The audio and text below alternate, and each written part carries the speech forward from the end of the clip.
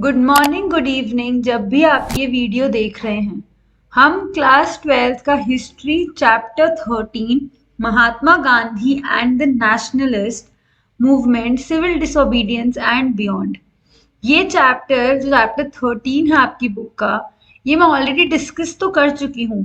लेकिन आज हम इसके एक इम्पॉर्टेंट नोट्स और टाइमलाइन डिस्कस करने वाले हैं।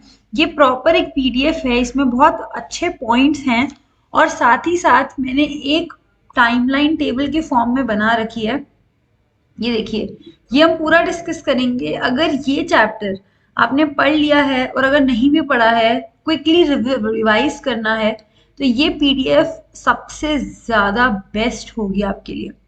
इस वाली पीडीएफ में आपको मैं टेलीग्राम पे शेयर कर दूंगी एंड आप वहां से ये ले सकते हो। आपको ये बहुत हेल्प करेगी। तो शुरू करते हैं इस पीडीएफ की डिस्कशन को, ज्यादा लंबी नहीं होगी। So hello and welcome to success mindset channel. अगर चैनल से फर्स्ट टाइम जुड़ रहे हैं तो चैनल को सब्सक्राइब करना और बेल आइकन को क्लिक करना मत भूलिएगा। वीडियो अच्छी लगी, कुछ इन्फॉर्मेटिव सीखने को मिला तो वीडियो को डेफिनेटली लाइक कीजिएगा। आपके सपोर्ट से एक मोटिवेशन मिलता है और ज्यादा कंटेंट को प्रिपेयर करने का। तो शुरू करते हैं महात्मा गांधी। अब देखिए, महात्मा गांधी एक बहुत इन्फ्लुएंशियल लीडर थे जिन्होंने फ्रीडम स्ट्रगल ऑफ इंडिया में पार्टिसिपेट किया। ये एक ऐसी लाइन है जो आपको कोई भी क्वेश्चन आए जिसमें आपको इंट्रोडक्शन लिखना हो, ऊपर की लाइन में आप ये वाली लाइन अपने आंसर में यूज कर सकते हो, आपको बहुत हेल्प करेगा। अब बात करते हैं इम्पोर्टेंट डेट्स की और एक तरीके से पूरे चैप्टर की। तो चैप्टर की टाइमलाइन आपकी शुरू होगी 1915 के जनवरी से। गांधी जी का पूरा नाम क्या था ये तो आप सबको पता ही है, लेकिन फिर भी मैंने पूरा मेंशन किया है, मोहनदास करमचंद गांधी। और मुझे जब मैंने इस चैप्टर की क्विक रिवीजन की थी तो मैंने उसमें देखा था कुछ बच्चों ने कमेंट बॉक्स में लिखा कि गांधी जी ऑस्ट्रेलिया से आए थे, किसी ने लिखा इंग्लैंड से आए थे। तो ये बहुत गलत था। गांधी जी 2 डिकेड्स के बाद साउथ अफ्रीका से आए थे और इंडिया आए थे कब? जनवरी 1915 में। अब वो वहां पे साउथ अफ्रीका में उनका फोकस किस पे था? सत्याग्रह में और प्रमोट करना हार्मनी बिटवीन रिलीजन्स। तो अब जब वो इंडिया आए तो गोपाल कृष्ण गोखले की एडवाइस पे उन्होंने क्या किया? उन्होंने एक साल, पूरे एक साल उन्होंने इंडिया को, ब्रिटिश इंडिया, उस वक्त इंडिया नहीं ब्रिटिश इंडिया को टूर किया और उन्होंने देखा कि यहाँ की जमीन कैसी है, यहाँ के लोग कैसे हैं, हम किस तरीके की चीजों का पालन करते हैं, किस तरीके की चीजों का नहीं पालन करते हैं, वो सब उन्होंने यहाँ पे देखा। सबसे पहली पब्लिक अपीयरेंस लोगों को जब पता चला कि गांधी नाम का कोई इंसान भी एग्जिस्ट करता है, वो हुआ बनारस हिंदू यूनिवर्सिटी, जिसको आप शॉर्ट फॉर्म में BHU भी कहते हो, उसमें हुआ। ये कब की बात है? ये है फरवरी 1916 की बात। तो देखिए टाइमलाइन में हम आगे बढ़े हैं। पहले हमने 1915 की बात की, जनवरी में जब गांधी जी वापस आए। अब हम बात कर रहे हैं 1916 की, जिसमें मेजर पब्लिक अपीयरेंस हुई। इससे पहले जब वो एक साल घूमे तब भी लोगों ने, ब्रिटिश इंडिया में लोगों ने देखा कि गांधी नाम का कोई इंसान है, मोहनदास करमचंद गांधी नाम का कोई इंसान है। लेकिन आप ध्यान से देखो, टर्म क्या है? First major public appearance. तो अगर आपको MCQ भी आए तो उसका आंसर होगा BHU और फरवरी 1916। उनकी जो स्पीच थी, आपने जब चैप्टर डिस्कस किया था मैंने, उसमें मैंने बताया था कि वहां पे बहुत एलीट लोग बैठे थे, उनके कंपैरिजन में गांधी जी को कोई नहीं जानता था। तो उनकी स्पीच में जब उन्होंने लेबरिंग पुअर लोगों की बात की, तो क्योंकि उस वक्त सारे एलीट बैठे थे BHU में, बनारस हिंदू यूनिवर्सिटी में, वो सब चार्ज अप हो गए और लेबरिंग पुअर के लिए कुछ उनको कंसर्न जो उनके अंदर नहीं था वो चार्ज हुआ। किसमें? एलीट, जो रिच क्लास के लोग होते हैं। गांधी जी की स्पीच की ओपनिंग स्टेटमेंट इंडियन नेशनलिज्म और इंडिया के लोगों को रिप्रेजेंट करती हुई थी। ये बहुत इंपॉर्टेंट बातें हैं। अगर आप क्वेश्चन फ्रेमिंग की बात करोगे ना, तो ये 2-3 लाइंस, अगर आपको फर्स्ट पब्लिक अपीयरेंस पे क्वेश्चन आ जाए, आपको गांधी जी के BHU जो बनारस हिंदू यूनिवर्सिटी के इवेंट पे क्वेश्चन आ जाए, या आपको ये पूछ लिया जाए कि गांधी जी की फर्स्ट मेजर पब्लिक अपीयरेंस का डिस्क्रिप्शन दो, उनकी स्पीच का क्या इन्फ्लुएंस था हर हाल में, ये 3-4 पॉइंट आपकी आंसर में बहुत ज्यादा आपको हेल्प करेंगे। कुछ लोगों ने, अब महात्मा कब उनको टाइटल दिया गया, कुछ लोगों ने उनको महात्मा रेफर करना शुरू किया। अब यहाँ से एक इम्पॉर्टेंट फैक्टराइज होता है कि गांधी जी ने 3 मूवमेंट्स की। आपको ना ये मूवमेंट्स ऑर्डर वाइज याद करनी पड़ेंगी। तो 3 मूवमेंट्स गांधी जी ने की, स्टार्टिंग फ्रॉम 1917 में। एक सबसे पहले की बिहार के चंपारण में, वो किसानों के लिए था कि वो जो कल्टीवेट इंडिगो कल्टीवेशन पे जो उनको जबरदस्ती किसान जो परेशान थे उनके लिए उन्होंने चंपारण में सत्याग्रह किया। दूसरा सत्याग्रह 1918 में हुआ, किसके लिए हुआ था, वेजेस के लिए, जो अहमदाबाद में जो मिल वर्कर्स बाय 35% उनकी वेजेस को बढ़ाना चाहिए उसके लिए। और ठीक 1918 में ही एक केड़ा में किसानों के लिए भी उनके कर को रेमिट करना चाहिए, उनकी फसल पूरी खराब हो चुकी थी उसके लिए किया। तो आपको ये चीज दिख रही है कि हमें 3 मूवमेंट्स जिनकी हम बात कर रहे हैं, उन तीनों में से सबसे पहली कब हो रही है, 1918 में हुई है। कहाँ पे हुई है, चंपारण में हुई है। दूसरी वाली कहाँ हुई है, दूसरी वाली हुई है 1919 में हुई है, सॉरी 1917 में हुई है चंपारण वाली, और 1918 में हुई है, पहले हुई है अहमदाबाद वाली जिसमें मिल वर्कर्स से रिलेटेड थी, और उसके बाद हुई है आपकी 1918 में ही केड़ा में। ठीक है, ये 3 मूवमेंट्स हैं, ये आप याद रख लीजिएगा, आपको बहुत ज्यादा हेल्प होगी। तो ये 3 पॉइंट्स थे जिनकी हमने यहाँ पे बात की है। ठीक है, अब आगे बढ़ते हैं। 1915 से जर्नी शुरू हुई थी, अब हम 1919 पे पहुंचे हैं। गांधी जी ने रॉलेट एक्ट जो पास हुआ था उसके विरुद्ध एक सत्याग्रह शुरू किया, और वो सत्याग्रह इतना जरूरी क्यों है, क्योंकि उसने गांधी जी को एक ट्रूली नेशनल लीडर बना दिया था।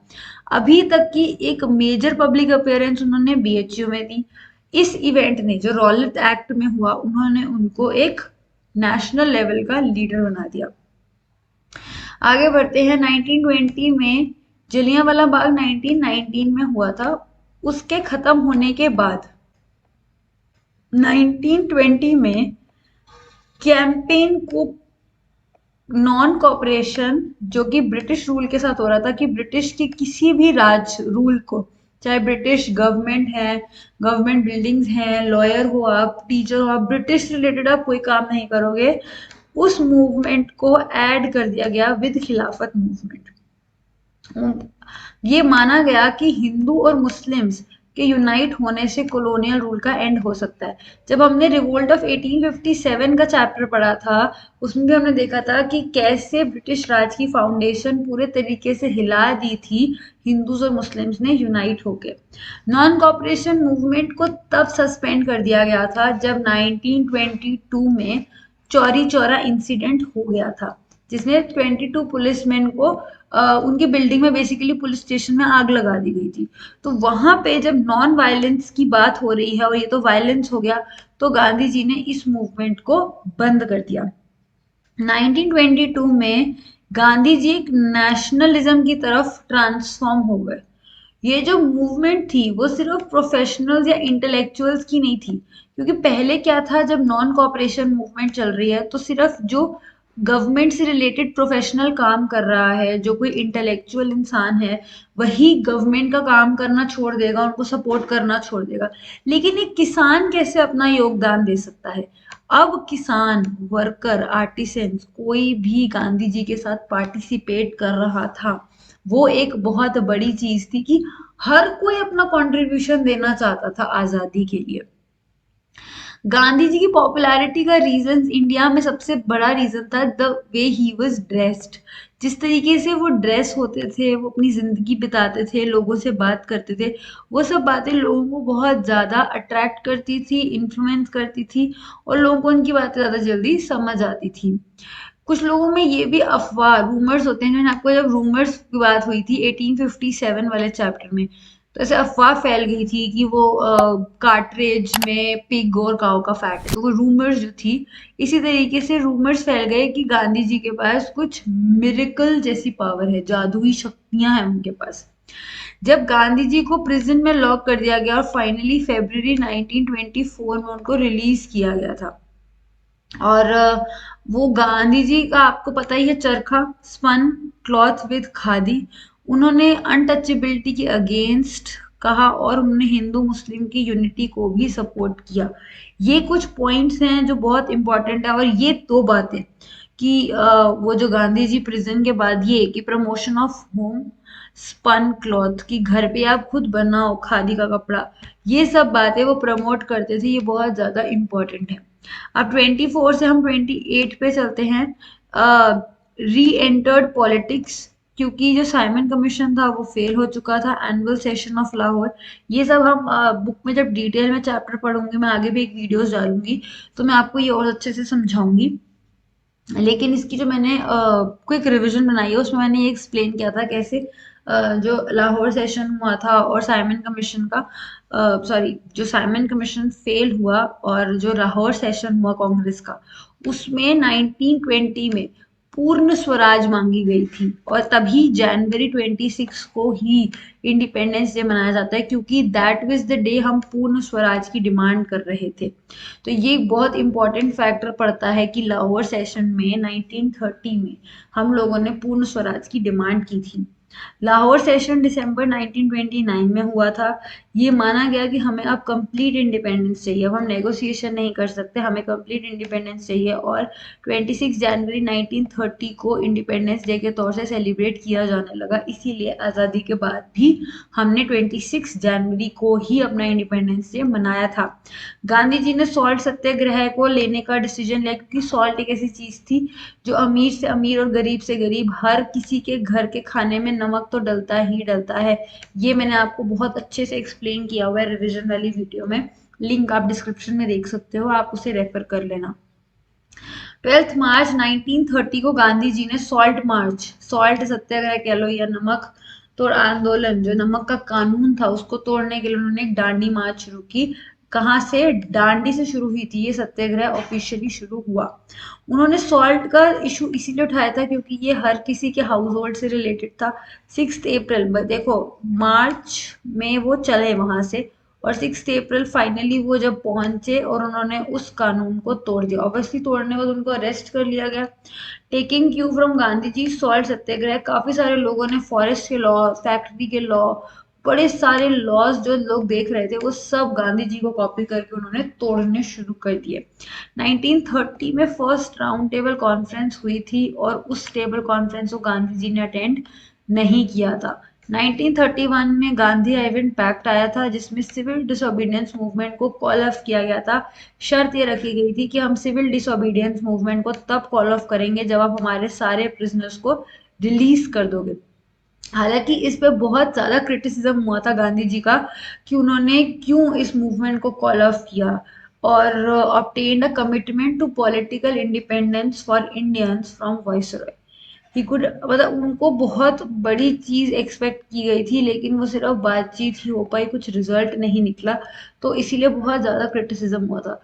फर्स्ट टेबल कॉन्फ्रेंस में गांधी जी नहीं थे, लेकिन सेकेंड टेबल कॉन्फ्रेंस जब 1931 में हुई, ये लंदन में हुई थी, इसमें गांधी जी ने कांग्रेस को रिप्रेजेंट किया था, लेकिन ये इंक्लूसिव नहीं थी। हमने देखा था कि बी आर अम्बेडकर अलग से रिप्रेजेंट कर रहे थे और मुस्लिम लीग अलग, ये हमने डिस्कस किया था कि he was not the only one representing, Congress को कोई अलग रिप्रेजेंट कर रहा है, मुस्लिम लीग को अलग, और शेड्यूल कास्ट को बी आर अम्बेडकर अलग से रिप्रेजेंट कर रहे थे। गांधी जी जब वापस आए लंदन में, वो obviously second round table conference fail हो गई थी, जब गांधी जी वापस आए लंदन से तो उन्होंने सिविल डिसोबीडियंस मूवमेंट को रीलॉन्च किया। लेकिन क्योंकि ये इतनी बार रीलॉन्च हुई, खत्म हुई, अब लोगों का इससे ना विश्वास खत्म हो चुका था। अब एक चीज कितनी बार कर सकते हो, तो लोगों ने इतना ज्यादा सपोर्ट नहीं किया। 1935 में गवर्नमेंट ऑफ इंडिया एक्ट आया, जिसने प्रॉमिस किया कि हम गवर्नमेंट में कुछ इंडियंस को रिप्रेजेंटेशन देंगे। 35 में प्रोविंशियल इलेक्शंस हुए, जो मिनिस्ट्रीज थी 8 आउट ऑफ 11 प्रोविंसेस कांग्रेस जीती। कांग्रेस ने अपनी गवर्नमेंट बनाई सितंबर 9, मतलब गवर्नमेंट क्या बनानी है, उनको तो कुछ इलेक्टोरल इलेक्शन प्रोविंसेस ही मिले थे, तो मतलब वहां पे कांग्रेस जीत गई। सितंबर 1939, देखो ऑर्डर में ही चल रही हूँ मैं। 1939 में वर्ल्ड वॉर टू हुआ, जिस टाइम पे हमने देखा कि गांधी और नेहरू ने इस कह के सपोर्ट किया कि आप हमें इस वॉर के एंड होने के बाद इंडिपेंडेंस दोगे, लेकिन ब्रिटिश ने इस ऑफर को रिजेक्ट कर दिया। 1940 से 1941 में कांग्रेस ने काफी सारे इंडिविजुअल सत्याग्रह अटेन मतलब किए, और उनका यही एक कहना था कि हमें इस वॉर के बाद, जो सेकेंड वर्ल्ड वॉर हो रहा है, इसके बाद हमें इंडिपेंडेंस दे दो। अब 1940 में टू नेशन थ्योरी आई, जो कि जिन्हा ने प्रपोज की थी, जिसका पार्टीशन एक रिजल्ट है। 1942 में क्रिप्स कमीशन आया, जो कि फेल हो गया था। अब इसके बाद 42 में ही अगस्त में क्विट इंडिया मूवमेंट आई कि अंग्रेजों भारत छोड़ो, अगर आपने ये कभी सुना हो, ये स्लोगन वगैरह बहुत ज्यादा हुए थे, उसमें बहुत बड़े बड़े कांग्रेस के लीडर्स जेल भी गए थे। देखो, कांग्रेस से आप ये मत समझिएगा जो आज की कांग्रेस है। आज की कांग्रेस तब की कांग्रेस से बहुत अलग थी।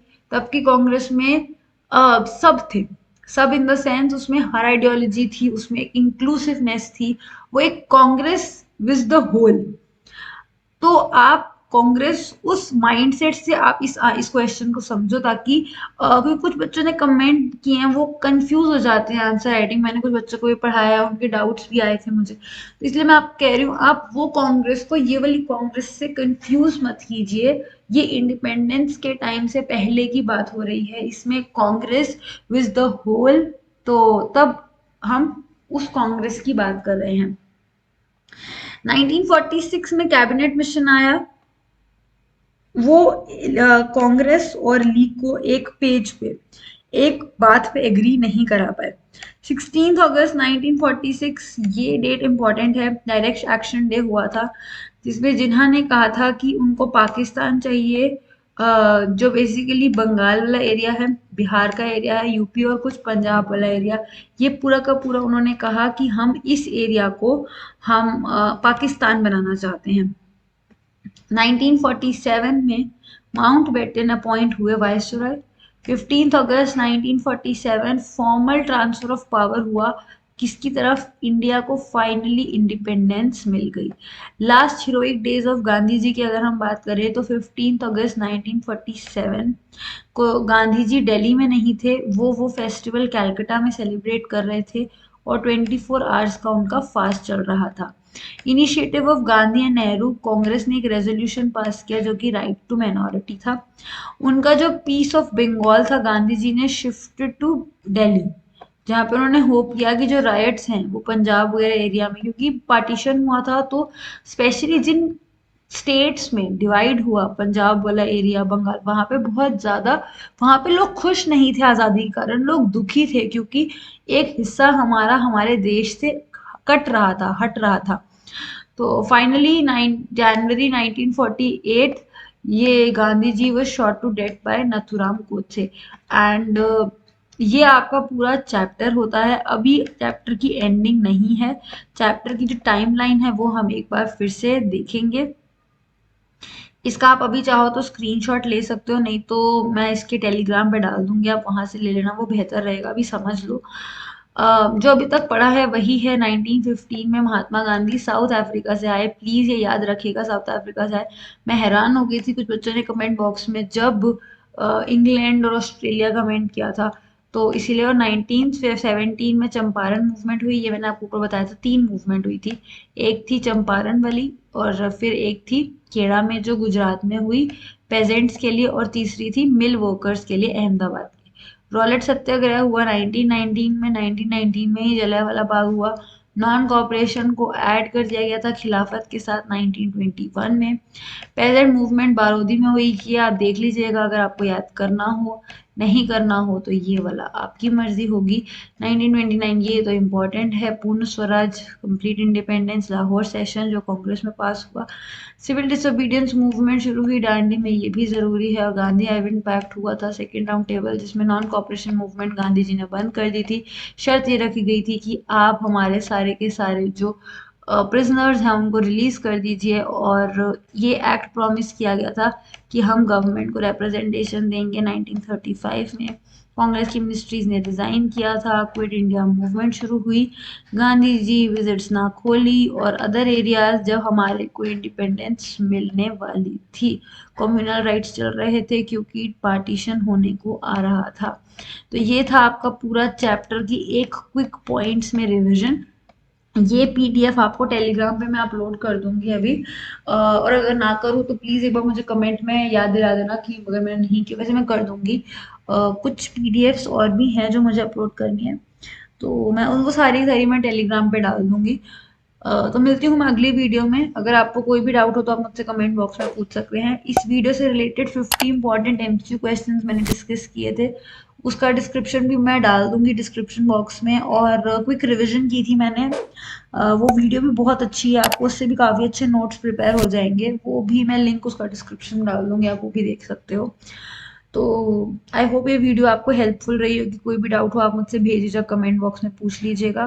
पीडीएफ आपको मिल जाएगी। मिलती हूँ मैं अगली वीडियो में, तब तक के लिए keep learning and keep growing.